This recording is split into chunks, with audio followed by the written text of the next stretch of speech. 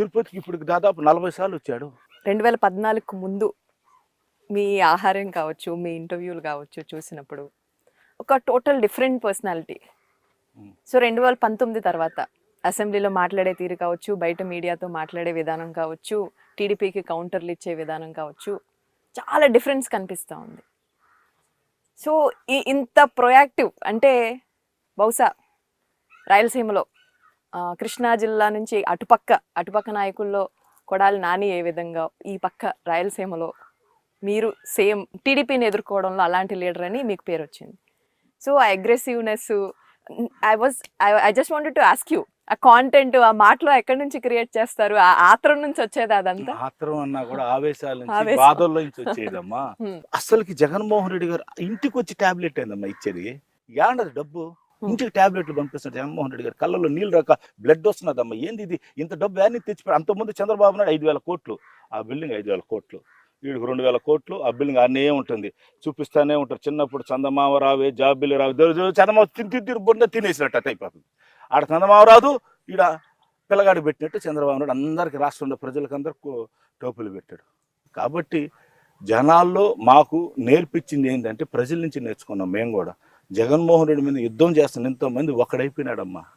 Same అప్పుడు ఎలా ఉందో ఇప్పుడు కూడా అదే, ఇంకా ఎక్కువైనారు. ఆ రోజు వాళ్ళని అమ్మ మీద చిన్నాయన నిలబెట్టారు. ఈరోజు సొంత చెల్లిని తీసుకొని వచ్చి మొన్నటిదాకా నేను తెలంగాణ బిడ్డని, నా బిడ్డ ఎక్కడనే పుట్టినాడు, నేను తెలంగాణలో తిరిగాను, తెలంగాణ ఊపిరి, నా ఊపిరినంత వరకు ఈ తెలంగాణకే శాశ్వతం అన్న మహాతలివే మీ నాయని పేరెత్తి ఎఫ్ఐఆర్లో పెట్టినప్పుడు నీకు రోషం రాలేదా? అలాంటి సిచ్యువేషన్స్ క్రియేట్ అవ్వడానికి రీజన్ ఏంటి? ఇన్నర్ సర్కిల్స్లో మనిషిగా అసలు షర్మిల జగన్మోహన్ రెడ్డి మధ్య ఆ సిచ్యువేషన్స్ క్రియేట్ అవ్వడానికి రీజన్ ఏంటి? మీరేమనుకుంటున్నారు? అంటే చంద్రబాబు నాయుడు పాత్ర ఉందమ్మా. ఈ 5 ఏళ్ళ పాత్ర అమ్మా. TDP, Janasena, CPM, CPI, Congress ఆడేసే బాణం అన్ని ఏళ్ళతో కూడా పోతాయి. జగన్మోహన్ రెడ్డి పథకాలు బాణం వేస్తాడు ప్రజల కోసం. 5 ఏళ్ళు కాంగ్రెస్ బ్యాక్గ్రౌండ్. దీని వెనకాల ఎవరున్నారు? చంద్రబాబు నాయుడు, రాహుల్ గాంధీ.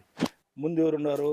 ఇంకొక పార్టీ ఉంది, ఆ పార్టీ వెనకాల ఇంకొక పార్టీ, అది వెనకాల నుంచి ఎక్కడ మైనస్ అయితే వాళ్ళు దాన్ని అడ్జస్ట్ చేస్తూ ఉంటారు.